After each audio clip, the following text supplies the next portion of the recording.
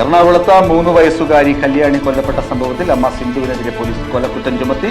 സംഭവത്തിൽ വിശദമായ അന്വേഷണം നടത്തുമെന്ന് പോലീസ്. തിരുവനന്തപുരത്ത് വ്യാജ പരാതി നൽകി ദളിത് യുവതിയെ പീഡിപ്പിച്ച സംഭവത്തിൽ ട്വിസ്റ്റ്.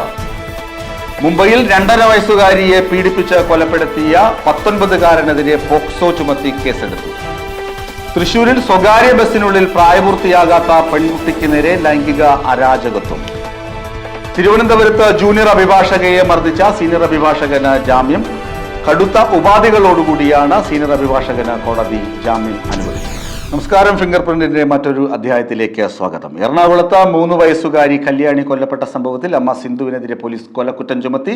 സംഭവത്തിൽ വിശദമായ അന്വേഷണം നടത്തുമെന്ന് പോലീസ്. എറണാകുളം തിരുവാങ്കുളത്ത് 4 വയസ്സുകാരി കല്യാണി കൊല്ലപ്പെട്ട സംഭവത്തിൽ മാതാപിതാക്കൾ തമ്മിൽ പ്രശ്നങ്ങൾ ഉണ്ടായിരുന്നുവെന്ന് മുത്തശ്ശി. കൊല്ലപ്പെട്ട കല്യാണിയുടെ അമ്മ സന്ധ്യയ്ക്ക് മാനസിക പ്രശ്നങ്ങൾ ഉണ്ടായിരുന്നില്ല. പഠിക്കുന്ന കാലം മുതൽ തന്നെ മറവി ഉണ്ടായിരുന്നുവെന്നും സന്ധ്യയുടെ അമ്മ അല്ലി പ്രതികരിച്ചു. കല്യാണിയെ കാണാതായ ദിവസം രാത്രി 7 മണിക്കാണ് സന്ധ്യ വീട്ടിൽ മടങ്ങിയെത്തിയത്. കുട്ടി എവിടെയെന്ന് ചോദിച്ചപ്പോൾ ഓർമ്മയില്ലെന്നാണ് ആദ്യത്തെ മറുപടി. വീണ്ടും ചോദിച്ചപ്പോൾ ബസ്സിൽ വെച്ച് കാണാതായെന്ന് പറഞ്ഞു. ഭർത്താവും സന്ധ്യയും തമ്മിൽ പ്രശ്നങ്ങൾ ഉണ്ടായിരുന്നു. ഭർത്താവ് മദ്യപനായിരുന്നു. സന്ധ്യയെ മർദ്ദിക്കും. പെട്ടെന്ന് ദേഷ്യം വരുന്ന ആളാണ്. ദേഷ്യം വന്നാൽ സന്ധ്യയുടെ കരണത്തടിക്കും.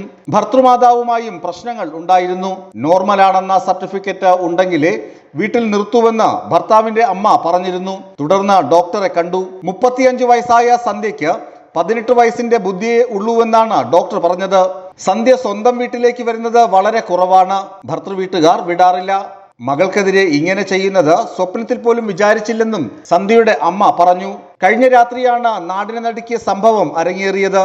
മൂഴിക്കുളം പാലത്തിനടുത്ത് പുഴയിൽ നടത്തിയ തെരച്ചിലിലാണ് കല്യാണിയുടെ ജീവൻ അറ്റ ശരീരം ഇന്ന് പുലർച്ചെ 2 മണിയോടെ കണ്ടെത്തിയത്. പോലീസും ഫയർഫോഴ്സും സ്കൂബ ഡൈവർമാരും നാട്ടുകാരും ചേർന്ന് മൂഴിക്കുളം പാലത്തിന് സമീപത്തുള്ള പുഴയിൽ 3.5 മണിക്കൂറിലേറെ നീണ്ട തെരച്ചിലിനൊടുവിലാണ് കുട്ടിയുടെ മൃതദേഹം കണ്ടെത്തിയത്. കുട്ടിയുടെ ശരീരം പുഴയ്ക്ക് അടിയിലെ തടിയിൽ കുടുങ്ങിയ നിലയിലായിരുന്നു. പാലത്തിൽ നിന്നും എറിഞ്ഞ അതേ സ്ഥലത്ത് നിന്ന് തന്നെയാണ് കുട്ടിയുടെ മൃതദേഹം കണ്ടെത്തിയത്. മെയ് 19 വൈകുന്നേരം 3 മണിയോടെയാണ് 4 വയസ്സുകാരി കല്യാണിയെ കാണാതായെന്ന വിവരം പുറത്തുവരുന്നത്. ആലുവയിൽ വെച്ചാണ് കുട്ടിയെ കാണാതായതെന്നായിരുന്നു കുട്ടിയുടെ അമ്മയുടെ ആദ്യമൊഴി. വിസ്മയ ന്യൂസ്, എറണാകുളം. തിരുവനന്തപുരത്ത് വ്യാജ പരാതി നൽകി ദളിത് യുവതിയെ പീഡിപ്പിച്ച സംഭവത്തിൽ ട്വിസ്റ്റ്. വ്യാജ പരാതി നൽകിയ കുടുംബത്തിനെതിരെയും കേസെടുത്ത് അന്വേഷണം നടത്തണമെന്ന് ദളിത് യുവതി ബിന്ദു. മോഷണക്കുറ്റം ചുമത്തി പോലീസ് പീഡിപ്പിച്ച കേസിൽ പരാതിക്കാരി ഓമന ഡാനിയലിനെതിരെ ദളിത് യുവതി ബിന്ദു രംഗത്തെത്തി. വ്യാജ പരാതി നൽകിയവർക്കെതിരെ കേസെടുക്കണമെന്ന് ബിന്ദു ആവശ്യപ്പെട്ടു. അവരുടെ വീട്ടിലുണ്ടായിരുന്ന മാല ആരെടുത്തു, അതിന് എന്ത് സംഭവിച്ചു എന്നതടക്കമുള്ള കാര്യങ്ങൾ പോലീസ് വിശദമായി അന്വേഷിക്കണം. അവരുടെ മകളെ തനിക്ക് സംശയമുണ്ട്. ഇക്കാര്യം പോലീസ് അന്വേഷിച്ച് കണ്ടെത്തണമെന്നും ബിന്ദു ആവശ്യപ്പെട്ടു. സംഭവത്തിൽ SIക്കെതിരെ മാത്രം നടപടിയെടുത്താൽ പോരെന്നും ബിന്ദു പറഞ്ഞു. മറ്റ് 2 പോലീസ് ഉദ്യോഗസ്ഥർക്കെതിരെയും നടപടി വേണം. അവരെ ജോലിയിൽ നിന്ന് പിരിച്ചുവിടണം. തന്റെ ഉപജീവന മാർഗമാണ് പോലീസ് തകർത്തത്. അത്രയ്ക്ക് താൻ ദുരിതം അനുഭവിച്ചു. തന്നെ കള്ളിയായി ചിത്രീകരിച്ചു. തനിക്ക് നഷ്ടപരിഹാരം ലഭിക്കണം. കോടതിയെ സമീപിച്ച് താൻ ഇത് നേടിയെടുക്കുമെന്നും ബിന്ദു വ്യക്തമാക്കി. കഴിഞ്ഞ മാസം 23-നായിരുന്നു തിരുവനന്തപുരം നെടുമങ്ങാട് സ്വദേശി ബിന്ദുവിനോട് പേരൂർക്കട പോലീസ് ക്രൂരത കാട്ടിയത്. പിന്നീട് അഡ്വക്കേറ്റ് SV കിഷോർ ഇടപെട്ടാണ് ബിന്ദുവിനെ മുഖ്യമന്ത്രിക്ക് പരാതി കൊടുക്കാൻ നിർബന്ധിച്ചത്. CPM ഇടപെട്ടാണ് ബിന്ദു മുഖ്യമന്ത്രിക്ക് പരാതി കൊടുത്തതും തുടർ നടപടികൾ ഉണ്ടായതും. വിസ്മയ ന്യൂസ്, തിരുവനന്തപുരം. മുംബൈയിൽ 2.5 വയസ്സുകാരിയെ പീഡിപ്പിച്ച് കൊലപ്പെടുത്തിയ 19കാരനെതിരെ പോക്സോ ചുമത്തി കേസെടുത്തു. 19കാരനും കുട്ടിയുടെ അമ്മ 30കാരിക്കെതിരെയും പോക്സോ ചുമത്തിയിട്ടുണ്ടെന്ന് പോലീസ്. സംഭവം നടുക്കം സൃഷ്ടിക്കുന്നതാണെന്നും അന്വേഷണ സംഘം.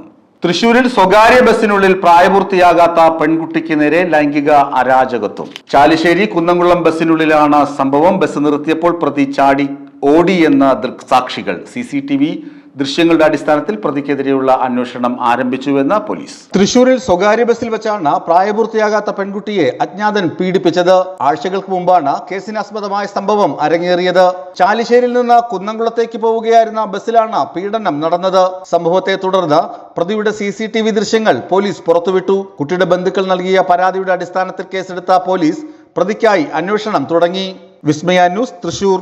തിരുവനന്തപുരത്ത് ജൂനിയർ അഭിഭാഷകയെ മർദ്ദിച്ച സീനിയർ അഭിഭാഷകന് ജാമ്യം. കടുത്ത ഉപാധികളോടുകൂടിയാണ് സീനിയർ അഭിഭാഷകന് കോടതി ജാമ്യം അനുവദിച്ചത്. പോലീസിന്റെ അന്വേഷണ പുരോഗതി റിപ്പോർട്ട് പരിഗണിച്ച ശേഷമാണ് തിരുവനന്തപുരം 1ാം ക്ലാസ് ജുഡീഷ്യൽ മജിസ്ട്രേറ്റ് കോടതി 12 കർശന ജാമ്യം അനുവദിച്ചത്. ജൂനിയർ അഭിഭാഷക JV ഷാമിലിയെ മർദ്ദിച്ച കേസിലാണ് ബേസിലിൻ അറസ്റ്റിലായത്. വഞ്ചൂർ പോലീസ് സ്റ്റേഷൻ പരിധിയിൽ 2 മാസ കാലയളവിൽ പ്രവേശിക്കരുത് എന്നതടക്കമുള്ള കർശന നിബന്ധനകളോടെയാണ് ബേസിലിന് ജാമ്യം. കുറ്റപത്രം ഫയൽ ചെയ്യുന്നതുവരെയോ 2 മാസത്തേക്കോ വഞ്ചൂരിൽ പ്രവേശിക്കരുത്.